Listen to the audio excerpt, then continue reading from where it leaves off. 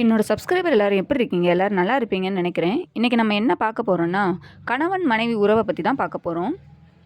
ஒவ்வொரு உறவிலும் வாக்குவாதங்கள், சண்டைகள், கண்ணீர், ஏற்றத்தாழ்வுகள், கோபத்தில் சொன்னவை, பைத்தியக்காரத்தனம் என பல இருக்கும். ஆனால் எந்த சூழ்நிலையிலும் உண்மையாக நேசித்தவர்கள் எக்காரணத்திற்காகவும் விட்டு கொடுக்கவும் மாட்டார்கள், விட்டு பிரியவும் மாட்டார்கள்.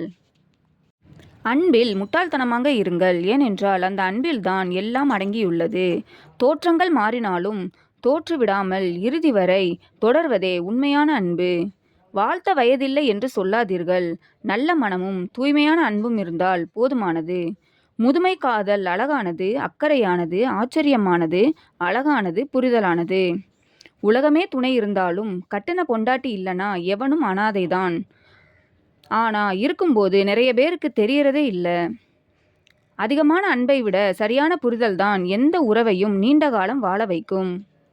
உறவுகளை தேர்ந்தெடுப்பதில் கவனமாக இருங்கள். ஏனென்றால் உங்கள் நிம்மதியை தேர்ந்தெடுப்பது அவர்களே.